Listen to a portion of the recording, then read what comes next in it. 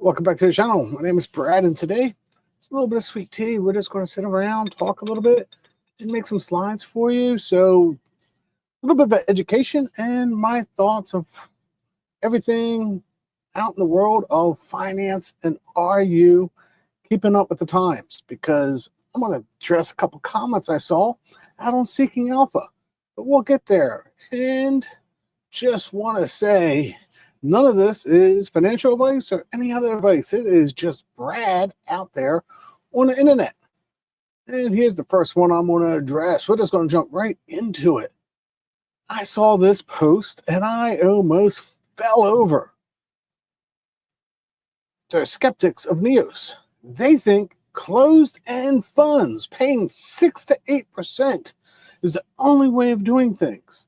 And if that's what you believe, good for you. That's fine. Fine for you. I mean, SPY Eye has been out for 3 years, and there's still skeptics out there. So stay up with the times. Closed-end funds, that was 70s and 80s, maybe even 90s. But hey, there you go. Maybe he's got 2 cents, right? Oh my gosh, sweet dividends, gotta love them. That's why he's only got 2 cents. Yes, he might only have 2 cents because NEOS has done a good job. I mean, they've been out there 3 years now, right? I mean, that's just how long it's been out there, right? So I saw that and I went. I actually not responded to this comment, but I responded to the actual article. I actually posted a YouTube video out there because the author actually said to do it, because he wanted to watch it, and he said thank you. So there you go. So if you're on Seeking Alpha, I do post every now and then, but not very often, and I only want to call out what I see, saying, hey, you might have missed some things in this article. Well, most of the times, yeah, the articles are pretty good. Now let's talk about, are you missing this? I saw another post inside the Income Factory, again on Seeking Alpha. It's Steven from the Income Factory. He's got his own group, and I saw an article by some certified financial analyst, and they talked about how the Fed and this and that and all that going on. And I sit back and go, wait a second. M2 since 2008 has been increasing 7.7%. I'm assuming you're all aware of that, right? I mean, it's increasing 7.7%. So if you're not making at least that on your portfolio, you're falling behind. You're just falling behind. And by somebody saying, well, these closed-end funds are paying 6 to 8%, but the money supply is going up 7.7%, he's missing the boat. Just started throwing out conversation. And by the way, there was a surge, 38%. 2019 to 2021, but that is when they started to pull back on it. And we'll take a look at that. Remember, the Federal Reserve has a lot of things that they can do. And yes, when is the buy and hedge coming up? You mean this one? And by the way, I've completed it. I've read the whole book today at the beach. I finished it up. That's a good one. I'm going to put some slides together, and it will be this week. I will have another Buy the Hedge and give you what I saw in the book. And I really think that's where you need to be. I really think with the tools today, you can buy and hedge and get a little more than 6 to 8%, because that's how you stay behind the times. And we're going to get to the money supply. And I just say, here we go. All right, the money supply seems to be going up, and I will try to find what I found this on the website. Actually, it's literally a website. You can just Google M2 money supply, and you can find this type of trending chart. I think it was the second one down, but I went and looked at the money supply, and again, it continues to go up and to the right, but it didn't always go up and to the right.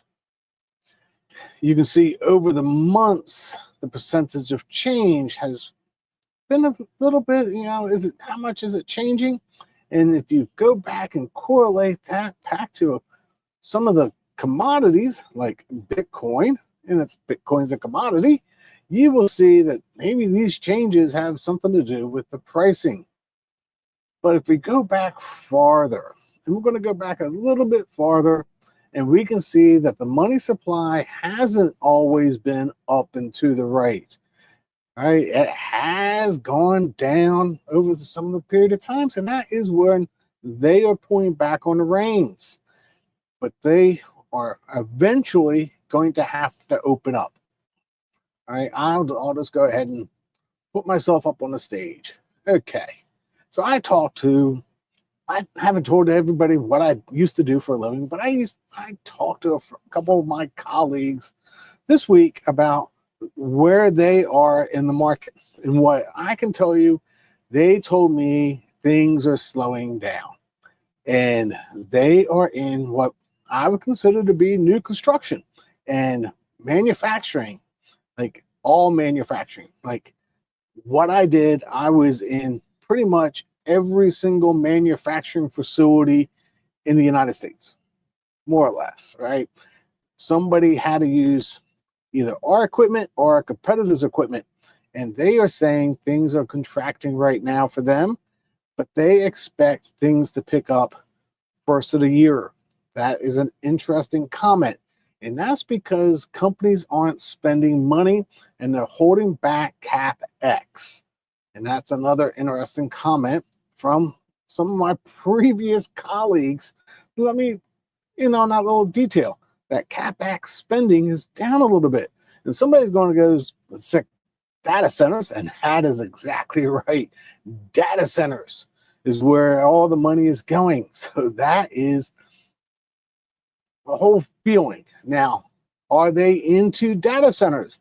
The answer is yes. I have been to some Intel plants and HP plants and many other plants because what I used to do for a living, we were in every type of manufacturing facility out there.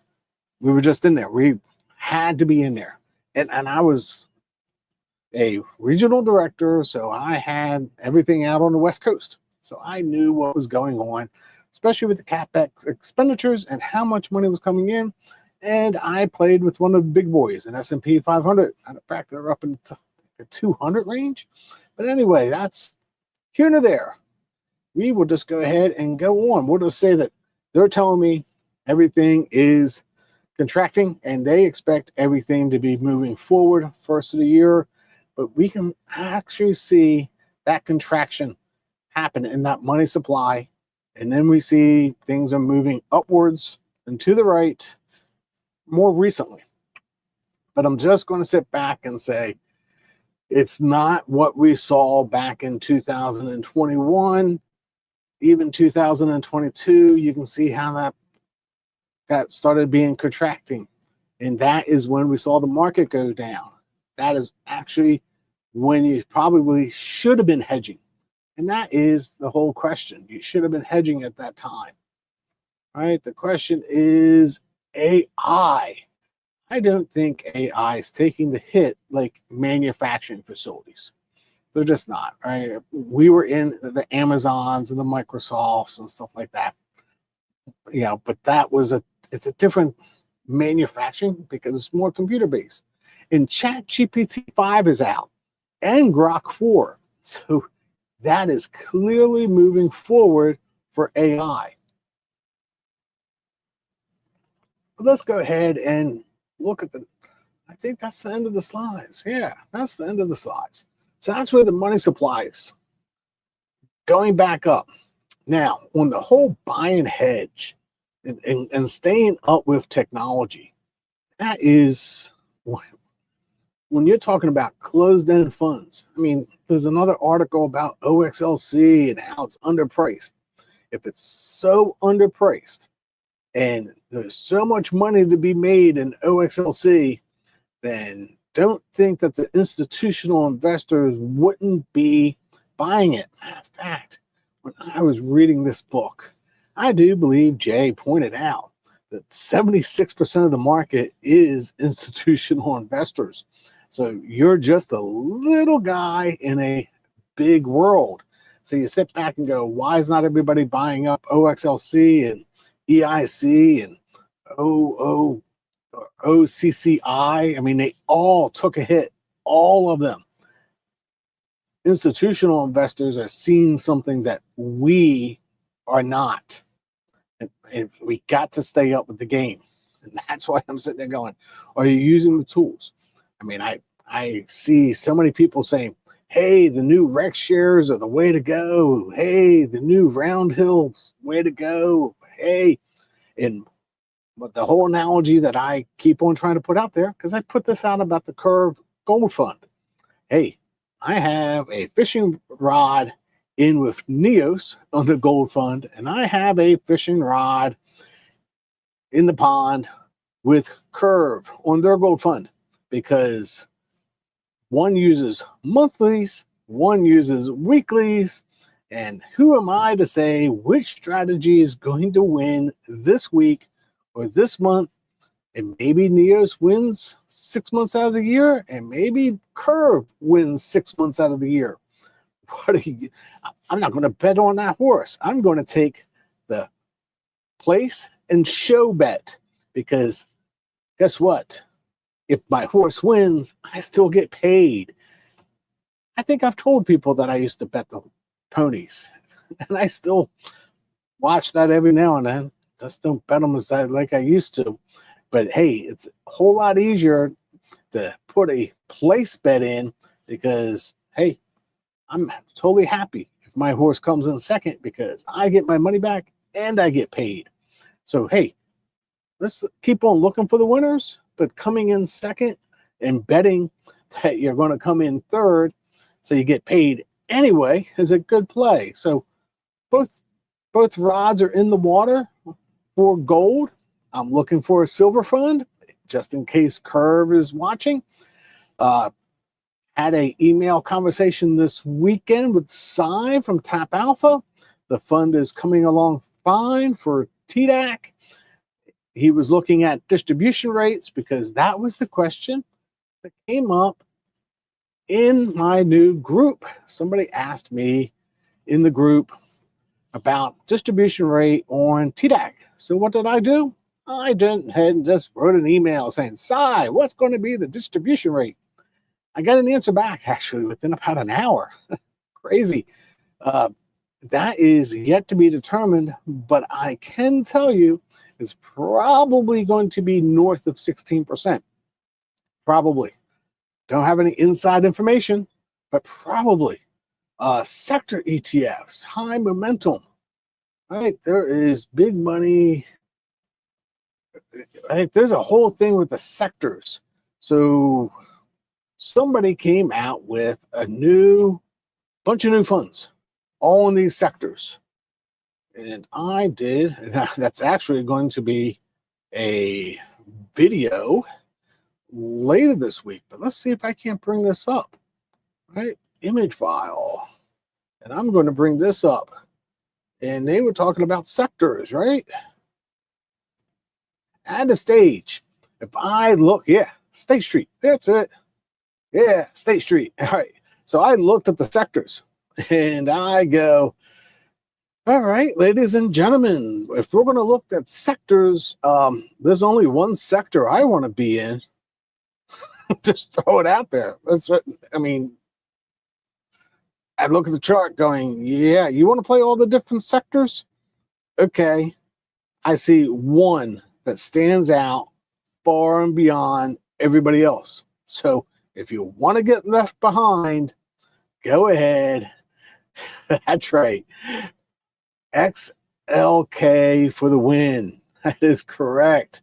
On that conversation, they're writing on more than 80%, and XLKI was 2.5% out of the money on their call, and it was written on more than 80%. Actually, it's slightly below their call right now, so they are below their strike price. So my whole thought of this, and this is something, if you're going to play that, and I believe more in the Neos way of writing on a percentage, or GPIX or GPIQ, where they write on a percentage of the portfolio. I struggle. But somebody reminded me, hey, you could just buy a little bit of XLK and marry the two together. So if you only want to be written on, let's say 70% of the portfolio, you hold 30% of XLK and you did the math wrong, hold 30% of XLK and 70% of XLKI. That just in case you get capped. That kind of makes sense, but then you have to take the math and figure out what your true distribution rate is, because I'm expecting that to be slightly higher. It should be slightly higher than what we're seeing from NEOs. If it's not, then they're doing something wrong. It should be significantly higher than the NEOs at 14%. I'm going to say it's probably going to be 17, 18, maybe even 20%. But if you take it back down by saying, hey, I want to reduce that by 30%, you're back down to that 14. So keep that in mind. So it is XLKI for the win, but you might have to marry it with the actual fund because they're writing on such a large percentage. And I looked at the rest of them, the utilities and everything else. I mean, that was just terrible. I mean, I don't know. I don't know how you guys feel about that, but let me put me down here in the bottom corner. But when I look at that, it's only one fund. Everything else, right? That's right. That's right. 80% doesn't sound great to me. That's right. And it was actually the true math was they were going to write on a minimum of 80% in the fund, and it looked like they wrote more like on 95% of the fund. That's why you have to marry the two together, because you're going to always be capped on that top end. And it was only 2.5%.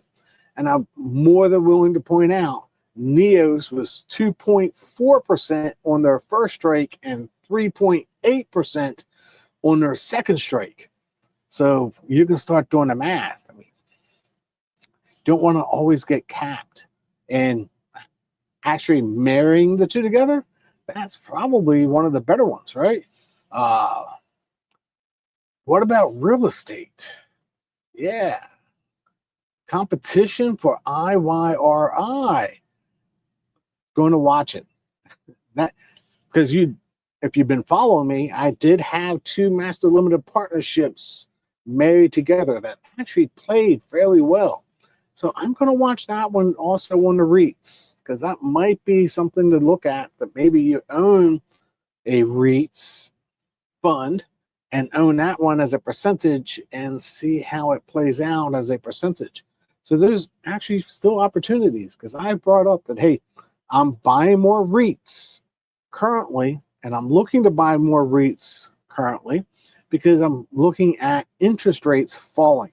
REITs probably, not financial advice or any other advice, but REITs will probably go up in price as we see the Fed lower interest rates. I also heard somebody talk today, and I just shook my head, that the Fed doesn't control interest rates on mortgages. And I just roll my eyes when I hear people talking like that, because obviously the secure overnight funds rate plays a lot into mortgage rates and the 10-year treasuries and everything else. The longer treasuries, anything past that 10-year, there's other things in play, but those shorter terms, the Fed really does control those, right?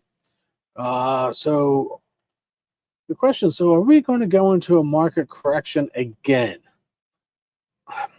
I'm going to say I am risk on personally, but if I see the market move, well, I'll just throw out the indicator, market move below the 200 days simple moving average, just like we saw in February, I am going to short the market this time, sell a majority of my income cover calls, and I'm going to actually put it in YQQQ, if you want to know, or dips, one of the two, because that's going to be another video for later on.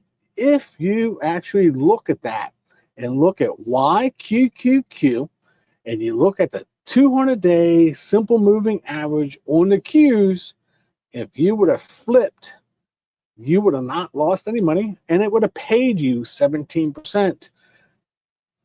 Might ride that out. I might do 50%. And what you don't do is put it back into YQQQ.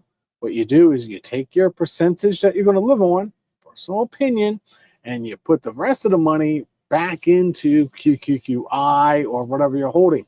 That gets back into buy and hedge. That's going to be another video for another date, but that is how it's going to come about. So the question is on Bitcoin. So Bitcoin. So obviously you're not in my group and you should join. So I bought some IBIT and I sold some cover calls. One IBIT. And the reason I did that, and I'm going to just go ahead and bring it up. Let's see here. I can bring this up real quick, because I was expecting this exact move. Not that I have anything else. I'm going to go share screen.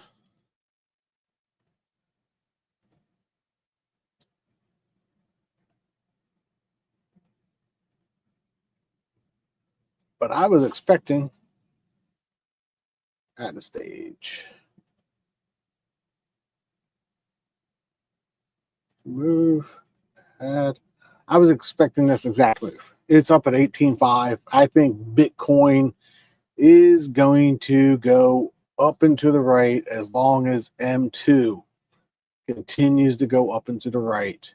And as soon as we see something like this, or exactly like this, where M2 is going back down, that is probably where we're going to say M2 is going to go ahead and go the opposite direction. All right, so let's see here. Let's remove all this from the stage. Stop sharing. The question is, so Brad, what's your take on PLTY hotcakes? Well, guess what? I'm not mistaken. And I'm getting old, so I'm going to go ahead and double check so I don't actually misspeak. But yep, right there. I own PLTY. Well, let's see. If I own it, I think I have a good take on PLTY. It's a smaller percentage of my portfolio, and again, use the tools available to you. I think the tools now for Roundhill on the singles, I think the tools from Rex on the singles, I think all of them, right? And yes, you own PLTY. Yeah, that's right. Yeah, Sweet Dividends would know. He's probably looking at my spreadsheet now. Yes, I own both of them. All right, I own both of those funds. I own more significant in PLTY, and I truly think the leveraged funds from Roundhill should only be a smaller portion to the cover calls. That's my personal take, not financial advice. Just my personal take is those funds should be a smaller percentage of your total portfolio. That also, man, I keep on bringing up this book, right? I keep on bringing up Jay's book because he talks about having your inter guru. He talks about this. You should have a portion of your portfolio should be your inter guru. Other stuff should be indexes. QQQ, you can take your pick of your indexes. Not going to go into all the different ones, right? But he brought up the point of your inner guru should be at least 10%, right? At least 10%, right? Oh, somebody just don't Misty. Wow. Still have my Misty. Sorry. But I also have MS double I, right? What is the leverage on the round hill funds? The leverage, if I'm not mistaken, is 1.2. The rec shares is 1.25. I kind of always get those two backwards, right? But it's 1.2. Just be a little bit careful. It can, and it's weekly leverage. That is something that needs to be clearly stated. The round hills are weekly leveraged, not a daily leveraged, because daily leverage has a drag. Weeklies do have a drag, but not as bad as the daily drag. Just keep that in mind. Oh my gosh, somebody, this whole VIX and S bar, not even, yeah, yeah. Let's just go ahead and just say, yeah, they're going to do this, to do that over here and move. I literally watched the video of them talking about that. It just went, I had to stop and pause the video because I was just like, okay, they're doing this with this and they're doing that with that. And they literally brought in that guy from the banking sector. It was like the new guy that came in is from the banking sector. Simplified is not simplified. They're making very difficult strategies, and hopefully it's not another S-ball. Yeah, we're just going to leave it at that. Thoughts on GPTY? And I'm just going to go ahead and answer a lot of these questions. Thoughts on GPTY? Love GPTY. Chippy, GPTY. I am.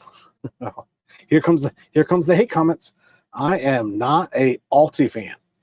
Sorry, but GPTY uses or can use the same strategies as Alti, just on AI stocks. And I've always said I think AI is the bigger play for the next 5 years. That is my whole thesis, and that's my inner guru. I don't think that's even being inner guru. I mean, granny shots. I mean, you can literally go out to granny shots and see what they're holding and say, can I build out single stocks off of granny shots? Maybe that's where you're getting your sources of information, right? Simplify is investing too much of the fund's money into their other funds. And I have to agree with that. I saw that with SFAL and other funds, and I'm just a little, oh, yeah, I'm not, after the whole SFAL thing, I am clearly staying away from future contracts. People can play the future contracts if they want. I'm going to, if you're comfortable with them, great. If I'm not comfortable with them, I'm not going to invest in them. That's just mine, right? We're going to bring this up. Do you know what the difference between Chippy and Soxy is? Yes, I do. Chippy is using the Alti